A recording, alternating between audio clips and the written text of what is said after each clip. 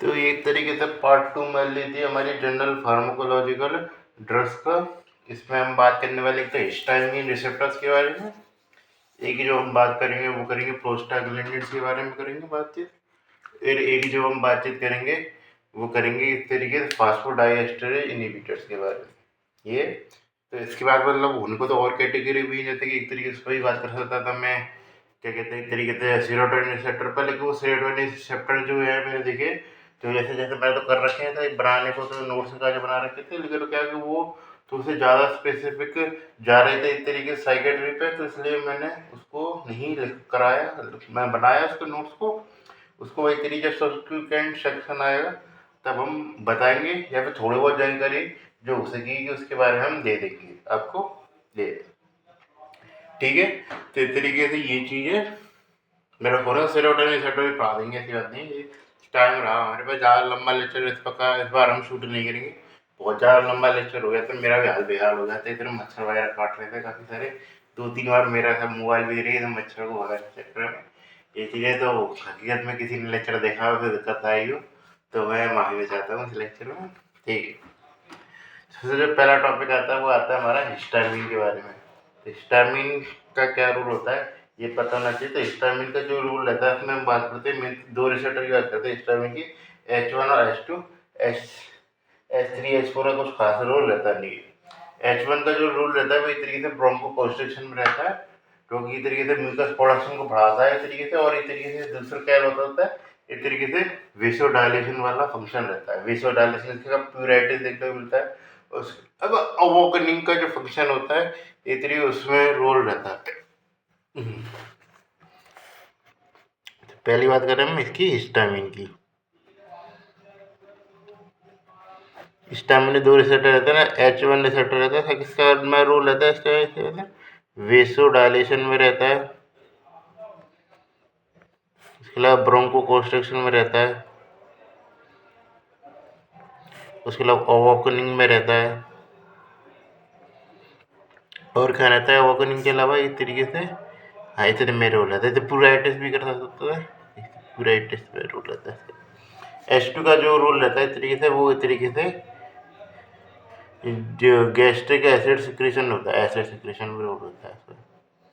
Main तो इसके लिए जानते हैं हम, इसके लिए ही है, बाकी वही का तो जगह और रूल हो जाता है, लेकिन आपको तो केवल HCl प्रोडक्शन के लिए याद रखना है। मेन तो H2 रिसेप्टर जो होता है, H से ऐसे लगा लीजिए ये, तो उसमें आता है H1 रिसेप्टर पर। H1 रिसेप्टर में 2 कैटेगरी होती है हमारी, तो फर्स्ट जनरेशन मतलब एक तरीके से, तो एगोनिस्ट जब भी बात करते थे एगोनिस्ट में, तो हम खाली एक तरफ पढ़ते हैं, इसका नाम है हमारा बीटा हिस्टीन, जो कि क्या कहते हैं वर्टाई को कंट्रोल करती है। ये नहीं किसी की मैनियर्स डिजीज, ये मैं बता चुका हूँ मैनियर्स डिजीज क्या है क्या नहीं है, ENT वाला लेक्चर देखा होगा ना। तो मैनियर्स डिजीज में बाकी सारे के सारे H1 पे ब्लॉकर आते हैं, बाकी सारे तरीके से ब्लॉकर है हमारे सारे, तो ये पूरी category H1 blocker. H1 blocker में 2 जनरेशन होती है हमारे, फर्स्ट जनरेशन और ये होती है हमारी सेकेंड जनरेशन। फर्स्ट जनरेशन में आपको क्या देखने को मिला, मस्कारानी साइड इफेक्ट देखने में, यूज साइड इफेक्ट वगैरह कुछ मिल रहे थे इस तरीके फर्स्ट जनरेशन, तभी तो हमने सेकेंड जनरेशन को बनाया, ये बात है ना। तो इस तरीके से मैं कहते हैं मस्कारिनिक साइड इफेक्ट देखने को मिलता है। उसके अलावा क्या कहते हैं, यदि क्रॉस कर जाती है ब्लड विन बैरियर तो सडेशन देखने को मिलता है इसमें काफ़ी ज़्यादा मात्रा में। ये 2 चीज़ देखने को मिलती है, तो मस्कारिनिक साइड इफेक्ट हमको देखने को मिलते हैं, और ये क्या एक तरीके से आसानी से ब्लड विन बैरियर क्रॉस कर जाती है, इससे सडेशन हमको देखने को मिलता है। ठीक है। और जो एक और जो हम बात कर रहे हैं एक और चीज़ की, और कुछ वैसी की बात कर रहे हैं, फिर हम आते हैं तीसरे ड्रग्स पे।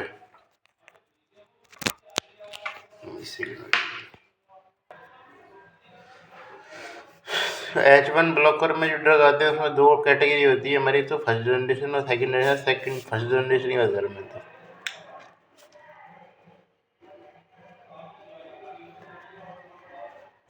फर्स्ट जनरेशन में 3 कैटेगरी आती है, हाईली सेडेटिव, मीडियम सेडेटिव, लो सेडेटिव। इसके बारे में नहीं आ रहा है अंदर, मैं थोड़ा बहुत बता जरूर दूंगा। तो पहले हाईली सेडेटिव में कुछ हद तक जो ड्रग आती है वो आती है हमारी प्रोमेथाजीन, डाइफेनहाइड्राम में डायमेनहाइड्रेट, इसमें मतलब मैं तो इसको सीधे सीधे एक संग याद करता हूँ।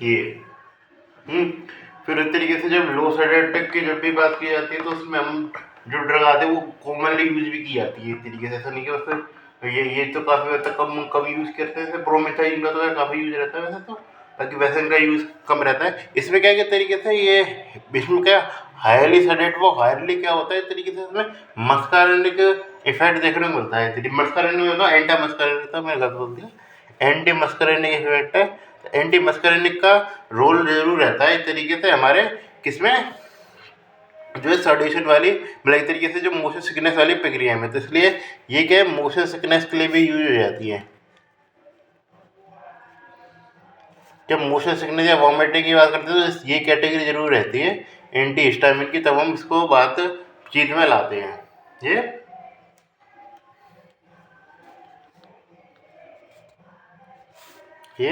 हाँ। फिर इसमें क्या लो सेडेटिव में बात करें, चलो लो सेडेटिव में मैं कैलिफाई नहीं है, मुझे ज़्यादा ध्यान है उसके आधार पर बोल रहा हूँ मैं। एक रहती है हमारे क्लोरफेरेनामाइन रहती है काफ़ी एक तरीके से इम्पोर्टेंट ड्रग, और क्लोरफेरेनामाइन डेस्क्लोफेरेनामाइन।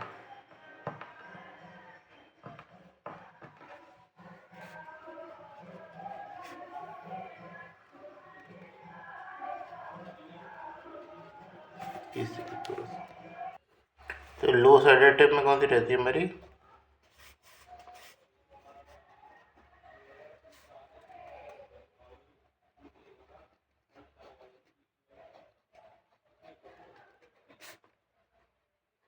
क्लोरफेनेरामीन, और इसके अलावा क्या कहते हैं सीसन क्या कहते थे डेस्क्लोफेरेनामीन।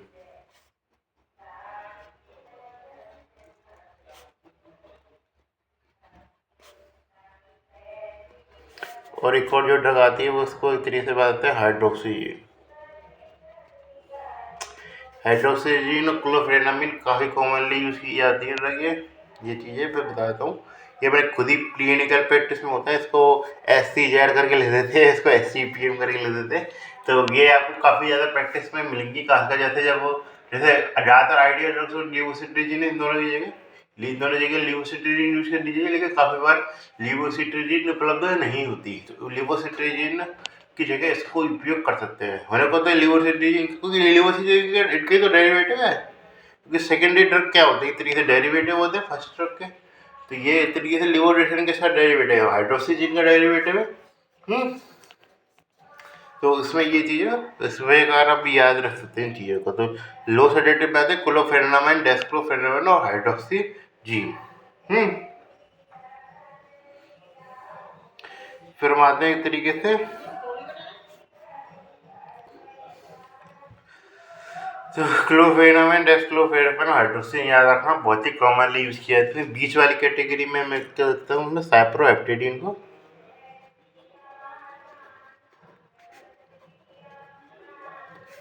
और एक तरीके से दूसरी कैटेगरी आती है हमारे पास सिनेनाजीन की।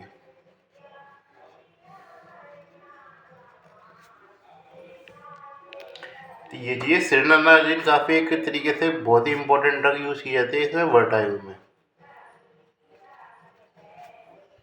ये बाकी के काफ़ी ड्रग होते हैं, साइप्रोहेप्टेडिन अभी तो हम यूज कर लेते हैं, प्यूराइटिस में यूज कर लेते हैं, प्यूराइटिस में यूज कर लेते हैं। हाइड्रोक्सीजिन की बताओ तो एक तरीके से ये भी स्किन लीजन में यूज़ की जाती है।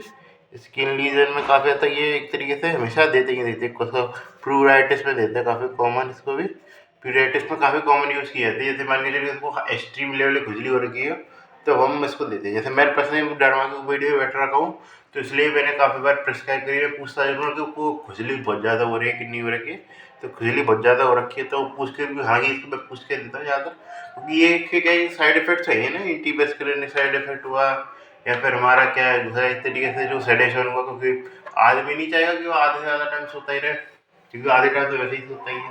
तो ये चाहिए।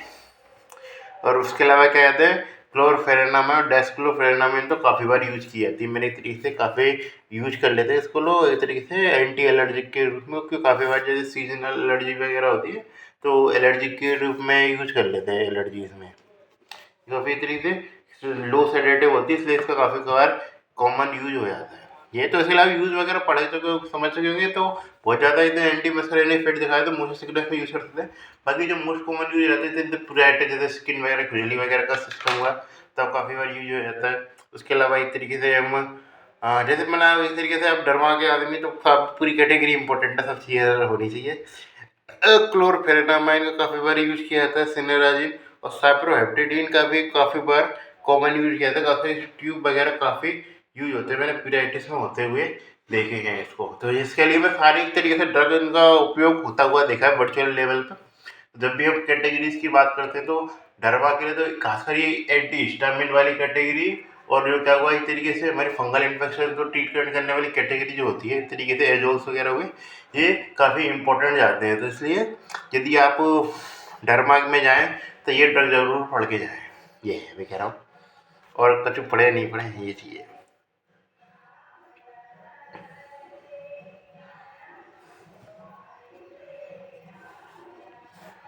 सारी ड्रग यूज हो रही है जितना भी मैंने नाम लगाया, ऐसा नहीं है कोई एक भी ड्रग फालतू की नहीं है, ये चीज़ ध्यान रखना। एक तरीके से और कफ के नाम पे ध्यान रखना, कफ में 3 ड्रग यूज करते हैं हम, क्लोफेरामाइन, प्रोमेथाजिन, मतलब क्लोफेरामिन, प्रोमेथाजिन और एक तरीके से डाइफेनहाइड्रामाइन यूज कर लेते हैं ये। ठीक है, तो उसका मतलब मैं ड्रग वगैरह बता दें, ये सारी याद रखना ना। रैंडम में थोड़ा सा मैं ज़्यादा ध्यान है लूसेडेट में, ये है कि मेरे KDT मेरे पास है नहीं है, तो मतलब काफ़ी मैंने किसी जूनियर को दे दी, इसलिए अब मुझे ध्यान नहीं कौन सी कैटेगरी में ज़्यादा ध्यान नहीं। फर्स्ट कैटेगरी में ये जरूर आती थी, थर्ड में ये जरूर आती थी, बाकी सब मैं दूसरे में आती है सिनेरियो में हिसाब से, थर्ड में भी रिलाई करती है। अब मुझे उतना ध्यान नहीं आ रहा, इसलिए मतलब कंफर्म जरूर कर लेना, तो थोड़ा सा क्लासिफिकेशन इंपॉर्टेंट है इसका। तो फिर आता है हम सेकेंड जनरेशन पे।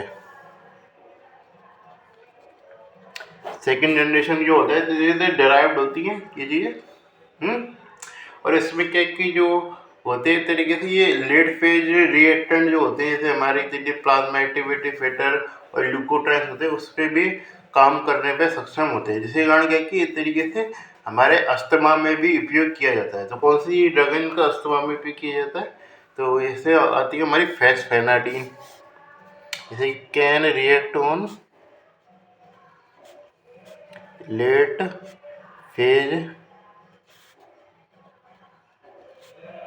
रिएक्टेंट।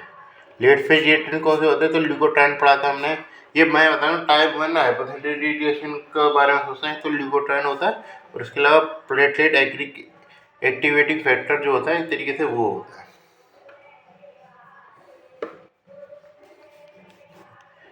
जिसमें आती है हमारी कौन सी, तो फॉस्फेनाडिन, जिसमें वो काफ़ी बार क्वेश्चन पूछा गया उसके द्वारा कि ये किससे डराइव होती है, या फिर सीधे ये पूछा टर्फेनाडिन से कौन सी ड्रग होती है वो डराइव्ड की जाती है।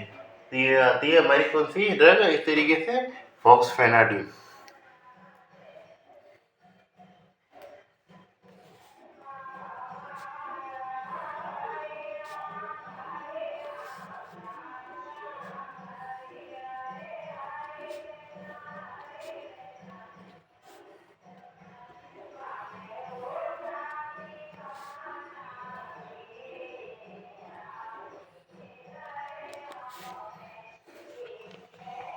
फॉस्फेनाडिन किससे डराइव्ड होती है, हमें टर्फेनाडिन से।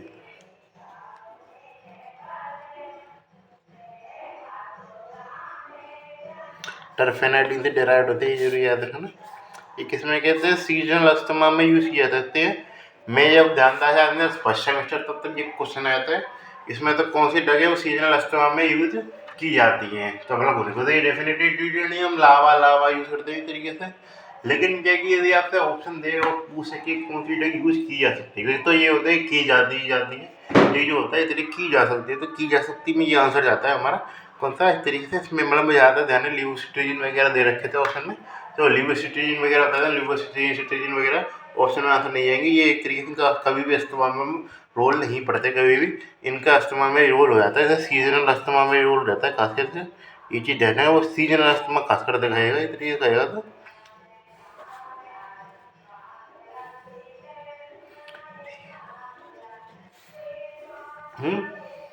ये चीज़। और उसके अलावा बात करके चलूँ मैं कौन सी वो होती है हमारे सिट्रीजिन, लीवोसिट्रीजिन, इनकी बात करते हैं।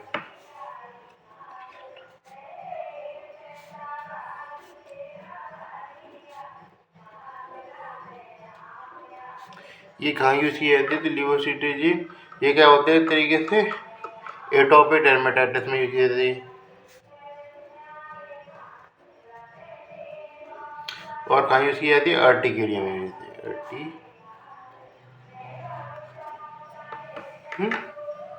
ये किसी राज्य में आता तो हाइड्रोसिन हाल में पूछा नहीं गया ये, फिर भी याद जरूर रखना। फिर आते हैं हमारे इस तरीके से एलर्जिक राइनाइटिस। तब ये चीज़ जानना है आपको, नॉन एलर्जिक राइनाइटिस पूछे तो फर्स्ट कैटेगरी वाले में आंसर करनी, किसी भी कैटेगरी ले सकते हैं। और बाकी की आपको यदि आपसे एलर्जिक राइनाइटिस कहा जाए स्पेसिफिकली तो आपका जो मेन आंसर जाता है पहले में तो स्टीरोड जाता है ना कि जाता है, लेकिन इसको सेकंड चॉइस में हम यूज कर लेते हैं। भाई allergic rhinitis, non allergic rhinitis होगा, जब हम ईएनटी को आगे पढ़ेंगे तब हम एक्सप्लेन करेंगे, तभी हम इसके ड्रग्स के बारे में मेंशन करेंगे ये चीज़। तब इस तरीके से ये तुम्हें नाम याद रहे इसलिए बता रहा हूँ मैं। ये मेन डिजीज जब भी मैं पढ़ाऊँगा, ये मैं पढ़ाऊँगा अर्टिकेरिया, पढ़ाऊँगा एटोपिक डर्मेटाइटिस, हम जब पढ़ेंगे इस तरीके से डर्मा को पढ़ेंगे तब आएंगे। अस्थमा को इस तरीके से इसका तो फ्रिक्वेंट तो 1-2 दिन में ही लेक्चर लिख जाएगा उसका, तो आपको रेस्पिरेटरी सेक्शन शुरू करेंगे तो ये चीज़ें तो हम आपको ये याद रहे इसलिए इसको पढ़ा रहे हैं। बाकी ऐसा इसको खाली उद्देश्य है नहीं इसको सीधे डिस्क्राइब करने का। फिर इसमें कौन सी आती है हमारी एंजियोलास्टिन,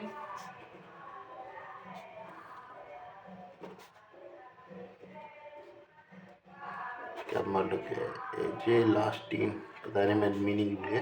एंजियोलास्टिन और दूसरी होती है हमारे मीजोलास्टिन।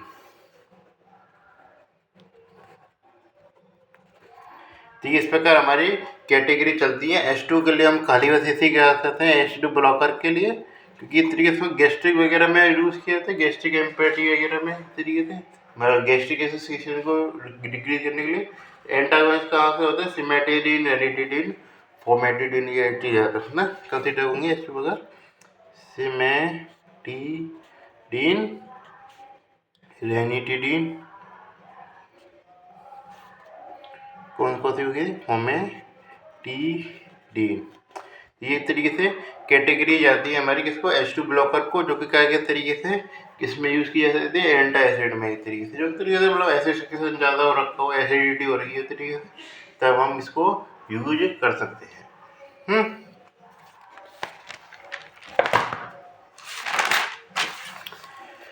फिर आते हैं हाँ ये चीज़ वन कन्फ्यूजन में कर देना कि तरीके सेकंड जनरेशन को H2 मान लेते हैं तो ये चीज़ मान लेते हैं ना। हाँ कोई काफ़ी बार क्वेश्चन पूछ लेते हैं कि इस ट्रेन किसमें आती है तो किसी विजिटर वगैरह आशा कर देते हैं H2 है कि सेकंड जनरेशन, ऐसा कुछ नहीं। H2 अपने आप में ही है, उससे सेकंड जनरेशन का मतलब ऐसा नहीं होगा रिजल्ट का चेंज जाएगा। ये मतलब पर्सनली शायद किसी ने पूछा था, उसने H2 बोल दिया, पता नहीं बहुत तरीके से, उसको ध्यान नहीं था क्या नहीं था, मेरे काफ़ी दिमाग ख़राब करना पड़ा अपना सुनाने के लिए। तो ये चाहिए तो इस प्रकार आप इसको याद रख सकते हैं। काफ़ी इंपॉर्टेंट कैटेगरी है क्योंकि काफ़ी बार क्वेश्चन पूछे गए हैं, मतलब मैंने पर्सनली जो एक्सपीरियंस है मेरा सेकेंड ईयर का उसमें काफ़ी बार क्वेश्चन पूछे गए क्योंकि डायरेक्ट से ट्रीटमेंट से रिलेशन नहीं है, ट्रीटमेंट प्रोटोकॉल चल रहा हो तो ट्रीटमेंट प्रोटोकॉल जो मेडिसिन के एक्सपर्ट को कवर करता है बहुत ज़्यादा। ये क्या मेडिसिन एक्सपर्ट में आपको खाली हिस्टामिन का वैसे रोल नहीं आएगा उसमें, तो ट्रीटमेंट प्रोटोकॉल है तो इस तरीके से सीधे आपको वो मेडिसिन का टॉपिक अभी तक नहीं पढ़ाया ना मैंने एक तरीके से, ये भी तो जनरल का था।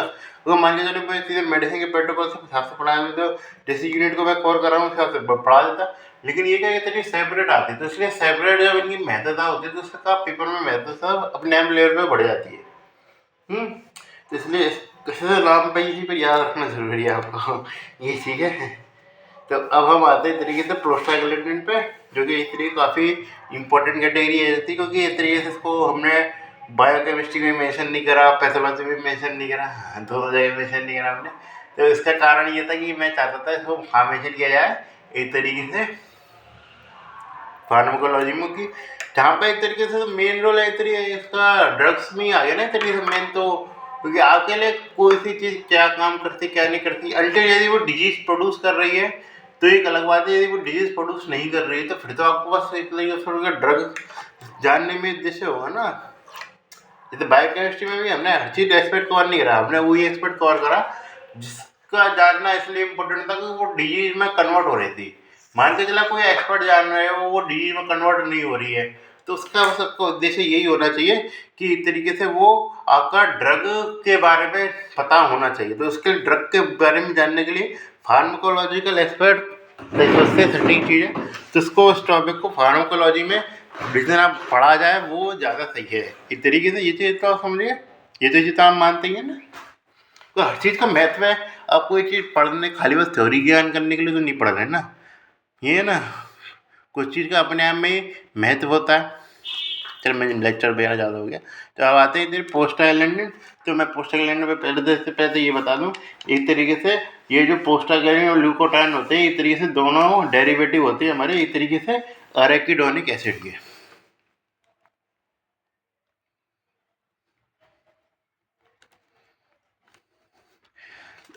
अरेकिडोनिक एसिड क्या होता है उसके बारे में तो बायोकेमिस्ट्री में जानना। तो उससे क्या एक तरीके से कॉक्स एंजाइम काम करता है, दो एंजाइम काम करते हैं कॉक्स वाले, और एक जो काम करता है हमारा लॉक्स वाला।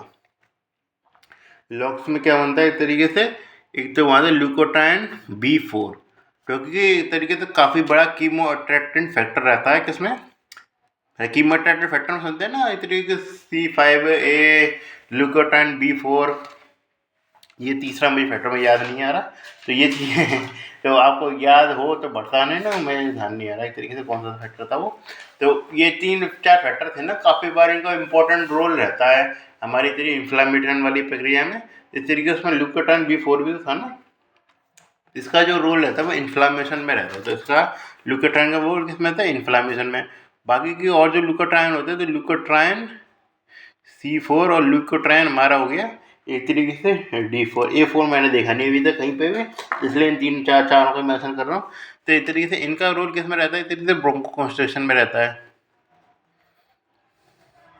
तो इस तरीके से मेन जो अस्थमा जो करते हैं वो ये करते हैं हमारे, इसका रोल किस में रहता है एक तरीके से इन्फ्लामेशन में।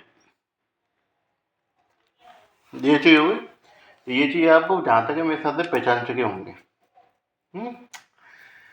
तो इसलिए लॉक्स का जो होता है तरीके से मैं बता दूँ,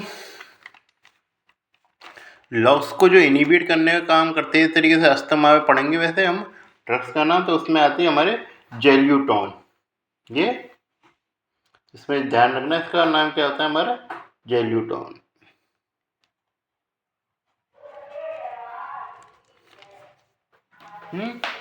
और इसमें क्या होती है हमारी,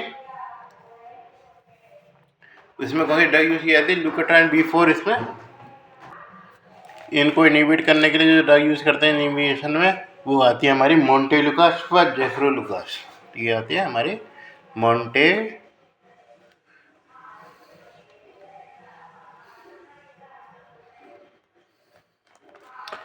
तो इस तरीके से काफ़ी बार जब भी हम लिखते हैं इस तरीके से ड्रग में काफ़ी हम मिक्सिंग में लिखते हैं मोंटेलुकास जेफ्रोलुकास को, मतलब मोंटेलुकास और लिवोसिट्राजिन को, क्योंकि कॉम्बिनेशन में काफ़ी बार ये एलर्जी को अच्छा खासा प्रिवेंट कर देती है।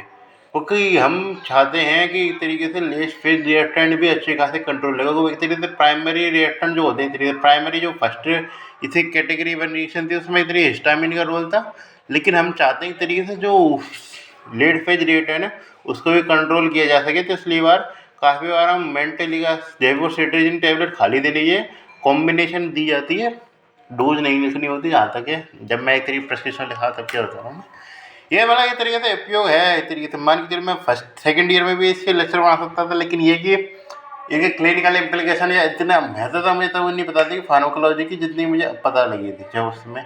इसलिए मैं जो एडवाइस दे रहा हूँ चाहे भले आपको उतनी काम नहीं आ रही क्योंकि शायद कुछ सारी ड्रग नाम के नाम याद रखने का बाद में ज़रूर याद आएगी। ठीक है।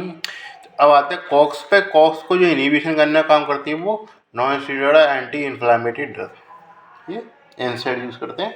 अब इसमें इसके डेरिवेटिव कौन कौन से होते हैं इस तरीके से, तो आते हैं हमारे PGG2, उससे क्या बनता है हमारा PGH2 बनता है ये। फिर इसके अलावा फिर इसके बहुत सारी कैटेगरी आती है, सबकी बात करेंगे A to Z। तो आती है पहली बात तो हमारी आती है थ्रोम्बोसिन A2, जिससे रिलेटेड कोई भी ड्रग हम नहीं पढ़ते हैं। मतलब ये कि एस्पिरिन जो होती है इस तरीके से थोड़ी सी लोअर डोज पे इस तरीके से इसको इनिबिट करती है। बाकी इसमें हम इसको स्पेसिफिक जानते हैं, इसके एनालॉग्स के रूप में हम कोई भी ड्रग है वो पढ़ते नहीं है जेन्युइनली हम नॉर्मल टाइम पे ये। तो फिर हम आते हैं इस तरीके से, फिर एक एक करके हम ड्रग्स को पढ़ना शुरू करते हैं। तो पहली आती है मेरी PGF2 है। PGF2 के बात करके चलो, तो उसमें जो ड्रग आती है वो आती है हमारी एक तरीके से लेंटानोपोस्ट, जो कि एक तरीके से ड्रग लेंटानोपोस्ट और कार्बोपोस्ट एक तरीके से, जो कि लेंटानोपोस्ट याद रखे ना मेन तो लेंटानोप्रोस्ट, जो कि एक तरीके से ड्रग ऑफ चॉइस है किसके लिए, ओपन एंगल ग्लोकोमा के लिए। तो ग्लोकोमा बहुत ज़्यादा आ गया होगा अभी तक तो, ठीक है। तो मैं ग्लोकोमा का टॉपिक जल्दी आएगा ऐसे बात है लेक्चरों में, काफ़ी इंपॉर्टेंट टॉपिक है, ऑप्थोलॉजी यदि पढ़ी है हमने। तो इसमें बात करके चलें किसकी, फिर आती है दूसरी कैटेगरी, मतलब और कैटेगरी ऑर्डर क्या आता है, लेंटानोपोस्ट कहेगा, कार्बोपोस्ट आता है और डीनोपोस्ट आता है। तो कार्बोपोस्ट और डीनोपोस्ट जो होता है उनका उपयोग उसमें ज़्यादा होता है इस तरीके से पोस्टमार्टम हेमरेज में, उसमें उतना ज़्यादा रोल रहता नहीं है, मतलब उसमें भी कर सकते हैं ग्लोकोमा में। इसमें याद रखना आइरिस पिगमेंटेशन वगैरह का साइड इफेक्ट जरूर याद रखना इस तरीके से। और किस प्रकार मैकेनिज्म क्या रहती है इस तरीके से, यूवियो सैक्रल आउटफ्लो को बढ़ाता है, ट्रिलोसेक्युलर आउटफ्लो को यूवियो सेक्युलर आउटफ्लो को बढ़ाता है, क्योंकि पाम आउटफ्लो बढ़ते हैं तो ये दो प्रकार का आउटफ्लो होता है, trabecular outflow, uveoscleral outflow. Uveoscleral outflow मुश्किल से 10% हिस्सा होता है यदि टोटल आउटफ्लो होगा, ट्रिब्यूलो सेक्युलर आउटफ्लो रहता है। लेकिन ये स्पेसिफिक ड्रग है जो कि यूवियो सेक्युलर आउटफ्लो पर काम करती है ये, क्योंकि इससे एक फ़ायदा क्या रहता है, क्योंकि हमको क्या है कि इस तरीके से ड्रग्स का उपयोग यही चीज़ है, क्योंकि मान के चलो आपको प्रोफाइलैक्सिस देना है इस तरीके से, जैसे कि हमने ट्रीटमेंट कर दिया ट्यूबरोसेक्युलर मैश, जो लीजन जो डेवलप होता है मेन क्या ट्यूबरोसेक्युलर मैशवर्क में डेवलप होता है। तो अब क्या है कि जब भी लीजन उस जगह डेवलप हो गया तरीके से फ्लूइड का ट्रांसपोर्टेशन बिल्कुल बंद हो गया, कोई 90% तो वही हिस्सा था। तो अब क्या है कि आप ज़्यादातर ऐसे केस में तो आपको डेफिनेटली ट्रीटमेंट उसका चलिए सर्जिकली करना पड़ेगा, एक तरीके से लेज़र के द्वारा हटाना पड़ेगा या कुछ करना पड़ेगा, तो एक तरीके से क्लियरिंग करनी पड़ेगी उसकी। तो ये चीज़ है, मैं ट्रेबिकुलोटमी शब्द यूज किया था, मैंने नाम था ध्यान में, ट्रेबिकुलोटमी करनी पड़ेगी।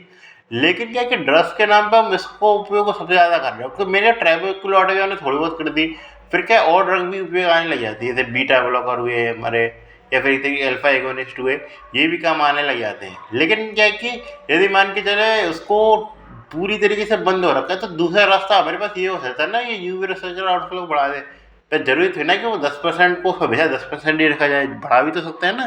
तो इस तरीके से इफेक्टिव ड्रग हो जाते हैं। ड्रग ऑफ चॉइस क्यों बन जाते हैं, क्योंकि ये इसमें इसका आपको अपना इफेक्ट दिखाने के लिए सर्जिकल ट्रीटमेंट की जरूरत नहीं है।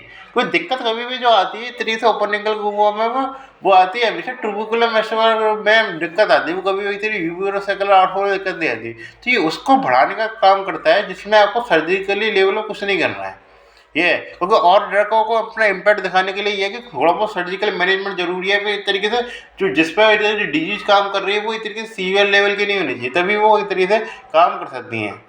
चलो ये हम ज़्यादा जाके इस तरीके से ग्लूकोमा में जब बात करेंगे, तो इस तरीके से फिर आती है हमारी एक तरीके से हमारी कार्बोपोस्ट।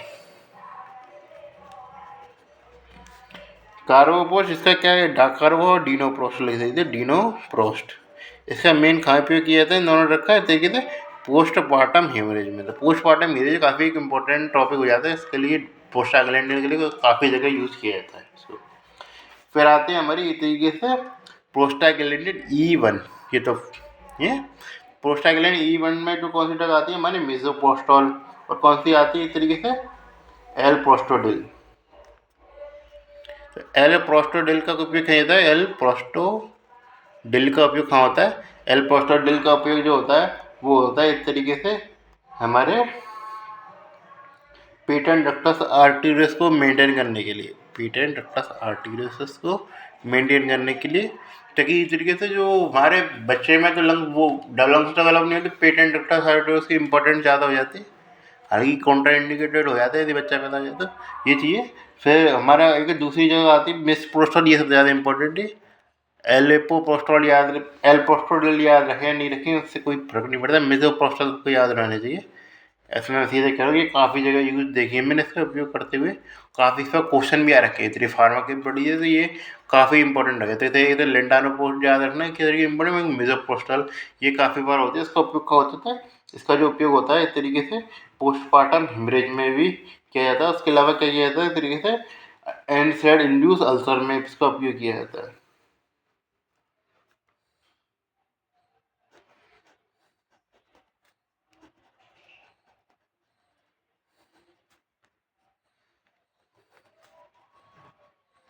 ये क्वेश्चन आया रखा था शायद मेरे ध्यान में, मैंने किसी जगह देखा था। ये जो सारे ऐसी बात नहीं कि क्वेश्चन वगैरह सबके आ रखे हैं, ये थी। फिर आती है हमारी एक तरीके से पोस्टाग्लैंडिन E2।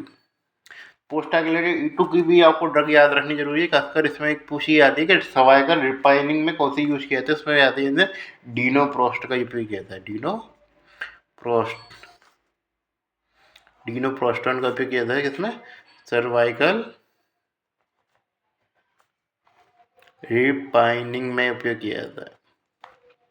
ये तो ये भी एक इम्पॉर्टेंट एस्पेक्ट है। ये मैंने एक दो पेपर जो पढ़े हैं उसके हिसाब से बता रहा हूँ, वरना हो सकता है क्योंकि आपको थोड़ा ज़्यादा छानी मिले तो सारे क्वेश्चन पेपर को मिल गई है। तो ये चीज़ है, तो इसलिए ये जो इम्पोर्टेंट कैटेगरी है सबको ही पता होना चाहिए ये चीज़, इसलिए कह रहा हूँ मैं। फिर हम आते लास्ट आए थे प्रोस्टाग्लैंडिन I2।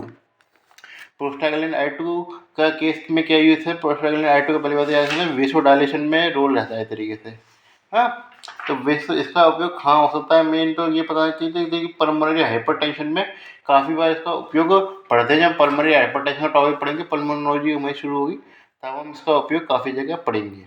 तो इसमें जो आती है हमारी प्रोस्टाग्लैंडिन I2 में इस तरीके से इपोप्रोस्टोडिल, इस तरीके से तो क्या हो गया हमारा रिकॉम्बिनेंट वेरिएंट हो गया, तो इपोप्रोस्टोडिल एक तरीके से तो रिकॉम्बिनेंट है। और एक तरीके से इसका एनालॉग की बात करें चले तो एनालॉग आता है इलोप्रोस्टॉल, इलोप्रोस्ट, इपोप्रोस्टोडिल, इलोप्रोस्ट। और एक जो आता है इस तरीके से हमारा क्या हुआ रिसेप्टर स्टिमुलेटर,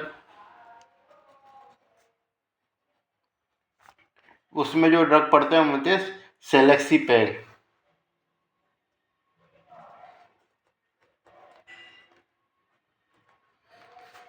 तीनों की ड्रग ड्रग पता हो नहीं सकती हैं। मैंने क्वेश्चन देखा नहीं है इस पर अभी तक, इसलिए मैं याद भी नहीं थी ढंग से, लेकिन फिर भी आपको थोड़ा सा पता होना चाहिए ना। एपोप्रोस्टोडिल, इलोप्रोस्ट और सेलेक्सीपैग।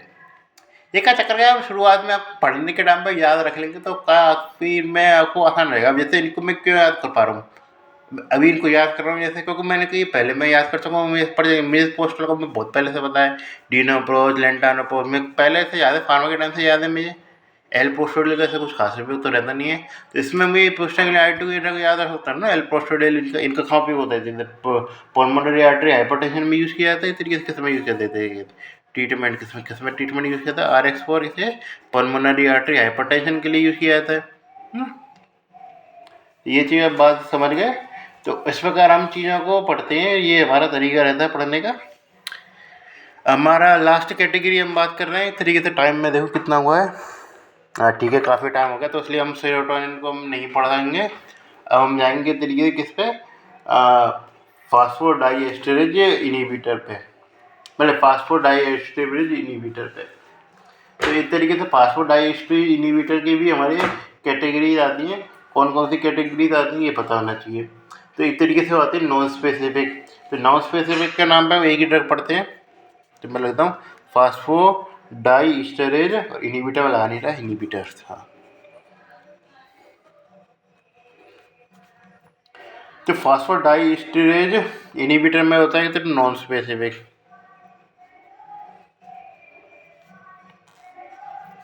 नॉन स्पेसिफिक में कौन सा आता है, हमारी एक ही ड्रग आती है थियोफाइलिन। थियोफाइलिन का उपयोग कहाँ किया जाता है, थियोफाइलिन का जो उपयोग आता है वो किया जाता है इस तरीके से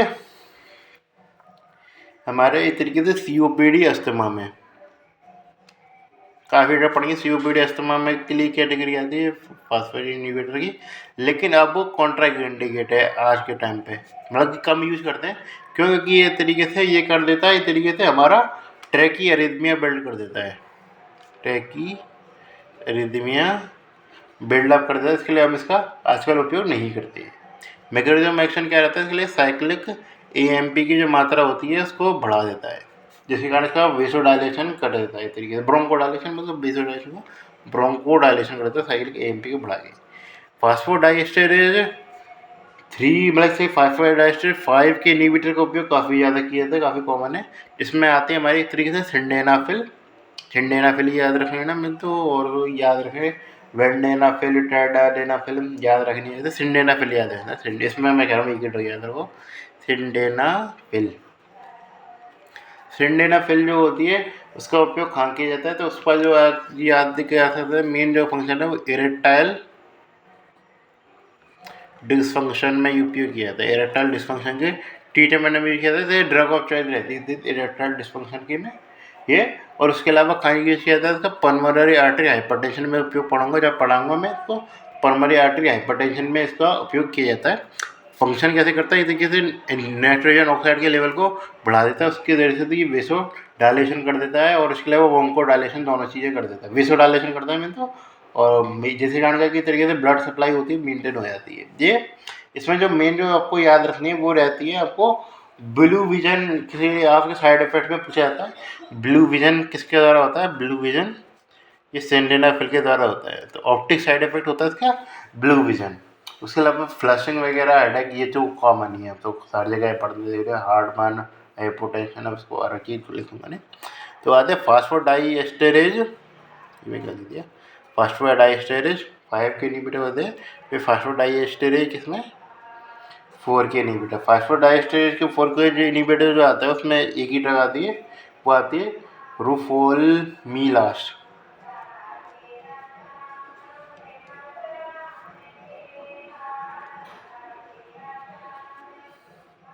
तो रुफोल्मीलास्ट का उपयोग कहाँ होता है, इस तरीके से सीवियर सीओपीडी में उपयोग हो जाता है। सीवियर सीओपीडी में मैंने तो पर्सनली सीओपीडी पढ़ी है थोड़ी बहुत, तो उसमें तो मैं दिखा नहीं, बस कर देते हैं। मतलब मैं जो इसमें जो ड्रग मैं जो बताऊंगा जिसमें कॉम्बिनेशन रहती है, इस तरीके से इसकी एक और ड्रग बताऊंगा इनफेस्टेट्राइन। इस तरीके से पढ़ ही लेते पहले तो PDE3 को पढ़ लेते, लास्ट कैटेगरी तो हुई थी। PDE3 का भाई कौन से आती है,